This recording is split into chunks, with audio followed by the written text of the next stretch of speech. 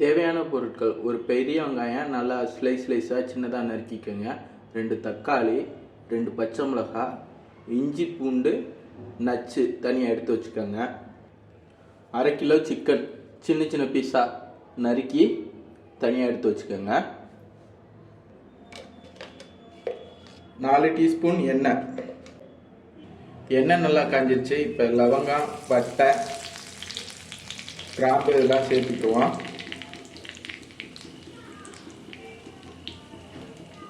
பச்சை மிளகாய், நறுக்கி வச்சிருக்க வெங்காயம்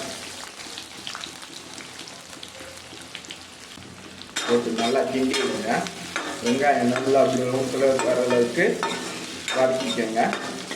வெங்காயம் நல்லா வதங்கிடுச்சு. இப்போ நம்ம நறுக்கி வச்சிருக்க தக்காளியை சேர்த்துக்குவோம். தக்காளி சேர்த்து 1/2 டீஸ்பூன் கல்லுப்பு சேர்த்துக்குவோம்.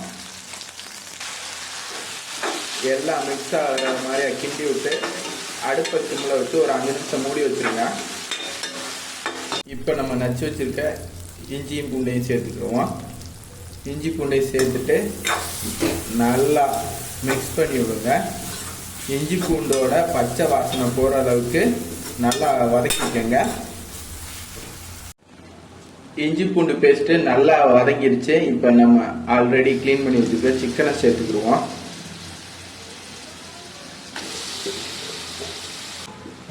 எல்லாம் மிக்ஸ் ஆகிற அளவுக்கு ஒரு கிண்டி விடுங்க.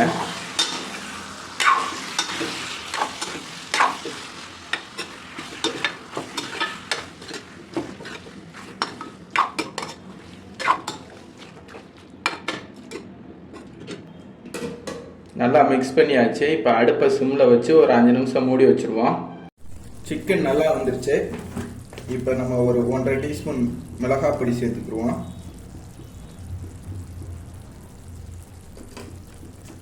இப்போ எல்லாம் மிக்ஸ் ஆகிற அளவுக்கு ஒரு கிண்டி விடுங்க. மிளகாய் பொடியும் சிக்கனும் நல்லா மிக்ஸ் ஆகணும். சிக்கனோட எல்லா பகுதியிலையும் மிளகாய் பொடி நல்லா மிக்ஸ் ஆகணும். நல்லா கிண்டி விடுங்க. இப்போ அடுப்பை சிம்மில் வச்சு ஒரு 5 நிமிஷம் மூடி வச்சுருங்க. சிக்கன் கறி சூப்பராக வந்திருக்கு. நீங்களும் உங்கள் வீட்டில் ட்ரை பண்ணி பார்த்துட்டு வீடியோ கீழே கமெண்ட் பண்ணுங்கள். வீடியோ பிடிச்சிருந்தா லைக் பண்ணுங்கள், ஷேர் பண்ணுங்கள். மறக்காமல் நம்ம சேனலை சப்ஸ்கிரைப் பண்ணுங்கள். நல்லதை பகிர்வோம், நல்ல சமுதாயத்தை உருவாக்குவோம். நன்றி, வணக்கம்.